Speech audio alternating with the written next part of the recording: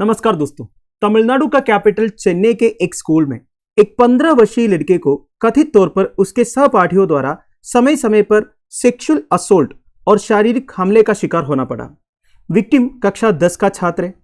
पुदुचेरी के रहने वाले छात्र के पिता ने आरोप लगाया है कि लगभग 12 छात्र उन छात्रों के समूह का हिस्सा थे जिन्होंने उनके बेटे के साथ दुर्व्यवहार किया था। उनमें से कुछ सेक्सुअल असोल्ट में भी शामिल थे। अब पूरी इंसिडेंट थोड़ा खतरनाक है। सेक्सुअल असोल्ट के अलावा उन्होंने उसे तब तक पीटा जब तक उनके शरीर से खून नहीं निकला। उसके पैसे और खाना भी छीन लिया। लड़कों में से एक उस बच्चे को चाकू से मारने की धमकी भी दी। बच्चे के पिता ने यह भी आरोप लगाया है कि उनके बेटे को लड़कों द्वारा पोर्न देखने के लिए मजबूर किया गया था, जो बाद में उसके पिता और मां के बारे में वल्गर कमेंट्स भी पास करते थे। तो प्रेजेंटली इस बच्चे का हेल्थ कंडीशन ठीक नहीं है, चेन्नई में एक हॉस्पिटल में एडमिटेड है। अब इसमें एक इंपॉर्टेंट बात यह है, उस बच्चे ने एक टीचर को कंप्लेन भी किया था इसके बारे में, पर स्कूल अथॉरिटीज ने कोई एक्शन नहीं लिया गया था, जिसकी वजह से आज ये नौबत आ गया। तो ये रही दोस्तों पूरे इंसिडेंट के बारे में। हमारे देश में चाइल्ड सेक्सुअल अब्यूज से रिलेटेड काफी सारे केसेस रिपोर्ट हो रहा है आजकल। तो आज इस वीडियो में चाइल्ड सेक्सुअल अब्यूज से रिलेटेड कुछ इंपॉर्टेंट पॉइंट्स हम डिस्कस करें। तो शुरुआत करते हैं। Child sexual abuse is A traumatic event in the life of a child. एक बच्चे के जीवन में एक दर्दनाक घटना है दोस्तों, child sexual abuse. World Health Organization के हिसाब से यह बच्चे के स्वास्थ्य, उत्तरजीविता, विकास या गरिमा को वास्तविक या संभावित नुकसान पहुंचाता है। इंडियन पॉपुलेशन के करीब 40% बच्चे हैं, पर India 6th most unsafe country है बच्चों के लिए। Recently, Ministry of Women and Child Development, United Nations Children's Fund, Save the Children, प्रयास, ये सारे एजेंसीज मिलकर एक स्टडी कंडक्ट किया था चाइल्ड अब्यूज इन इंडिया के बारे में। इसमें कुछ इंपॉर्टेंट पॉइंट्स है दोस्तों। They found that 53.22% children faced one or more forms of sexual abuse। देखिए, आधे से ज्यादा 53.22% चिल्ड्रन वन और मोर forms of sexual abuse face किया है। उसमें से नंबर ऑफ बॉयज 52.94% है एंड ऑफ गर्ल्स 47.06% है। मतलब देखिए, इधर बॉयज के साथ ज्यादा sexual abuse related cases report हो रहा है। और देखिए, 65% of school going children reported facing corporal punishment. Corporal punishment मतलब क्या होता है? जो फिजिकल पनिशमेंट्स होते हैं दोस्तों। लॉ के हिसाब से हमारे देश में कॉर्पोरल पनिशमेंट इलीगल है। वैसे कॉर्पोरल पनिशमेंट से रिलेटेड एक डिटेल्ड वीडियो मैंने करीब 1 महीने पहले बनाया था, आप हर्षित द्विवेदी नाम के साथ सर्च कर सकते हो। तो जितने बच्चे स्कूल जाते हैं उनमें से 65% स्कूल में कॉर्पोरल पनिशमेंट फेस करते हैं। 50.2% of children worked all 7 days in a week and they never reported abuse to anyone. देखिए, इसमें से आधे बच्चे जो है ये अब्यूज के बारे में किसी को बताते भी नहीं है। अब यही सबसे बड़ा प्रॉब्लम है। बच्चों के साथ जब कुछ होता है ना, वो घर में आके पेरेंट्स को बताते नहीं, क्योंकि उन्हें डर लगता है। अब इस डर को खत्म करना ये पेरेंट्स की रिस्पॉन्सिबिलिटी है, उन्हें कंफर्टेबल फील करवाना है कि नहीं।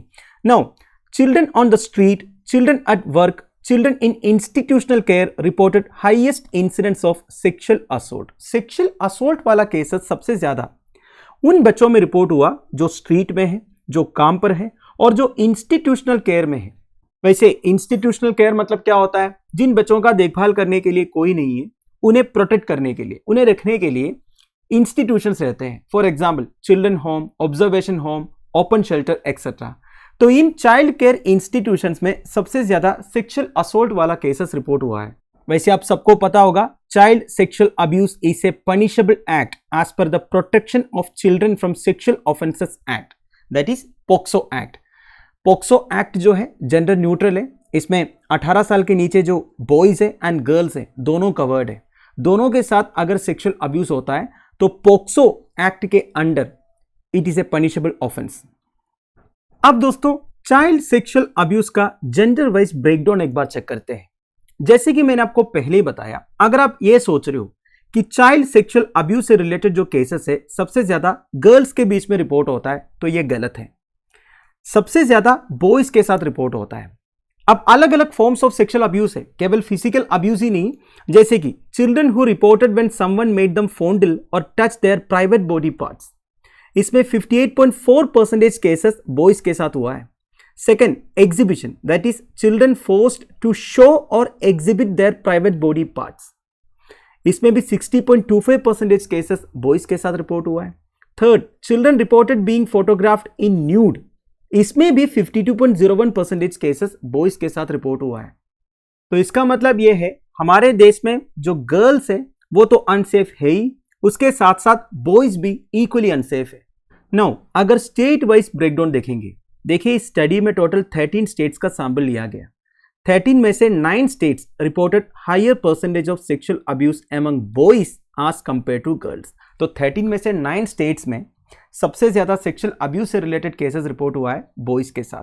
65.64% boys reported sexual abuse in Delhi, followed by 59.96% in Mizoram. Now, National Commission for Protection of child Rights के बारे में आपने सुना होगा। It was established under the commission for Protection of child rights act 2005। तो basically it's a statutory body.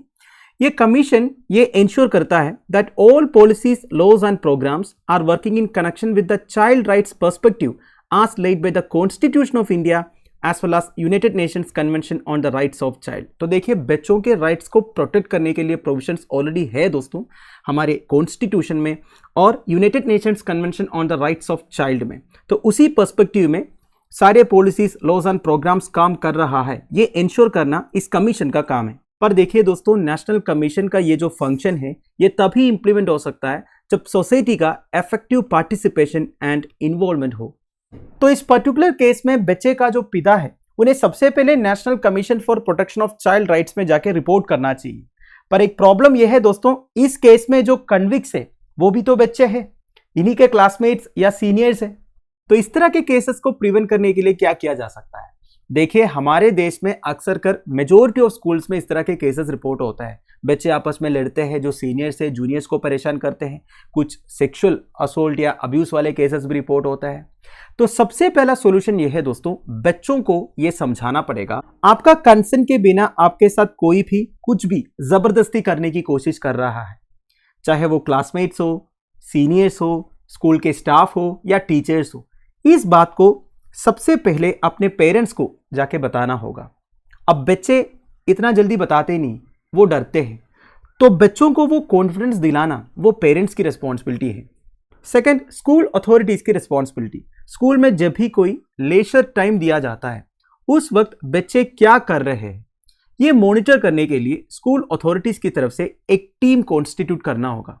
वैसे आजकल जो एडवांस स्कूल्स है उधर तो हर जगह सीसीटीवी लगे हुए हैं, पर ये तो हर एक स्कूल में पॉसिबल नहीं है ना, स्पेशली जो गवर्नमेंट स्कूल्स में फिनेंशियल कंस्ट्रेंट्स रहता है कि नहीं। तो स्कूल अथॉरिटीज की रिस्पॉन्सिबिलिटी बनती है कि लेजर टाइम में बच्चे क्या कर रहा है ये मॉनिटर करना, क्योंकि ज्यादातर केसेस जो है स्कूल प्रीमिसेस के अंदर ही होते हैं। तो दोस्तों दैट्स इट। देखिए कोई भी माँ बाप अपने बच्चों को अच्छा एजुकेशन दिलाने के लिए, फ्यूचर दिलाने के लिए, करियर दिलाने के लिए स्कूल्स भेजते हैं। अगर इस तरह के केसेस स्कूल के अंदर ही रिपोर्ट हो रहा है तो फिर क्या सोच के एक माँ बाप अपने बच्चों को चैन से स्कूल भेजेंगे? ये सीरियसली एक डेंजरस ट्रेंड है। गवर्नमेंट को स्ट्रिक्ट एक्शन लेना चाहिए, स्कूल अथॉरिटीज को strict and stringent guidelines issue करना चाहिए इस तरह के केसेस को फ्यूचर में प्रिवेंट करने के लिए। इस बारे में आपका क्या ओपिनियन है आप मुझे प्लीज कमेंट बॉक्स में बता दीजिएगा। Thank you for watching, bye bye, have a nice day.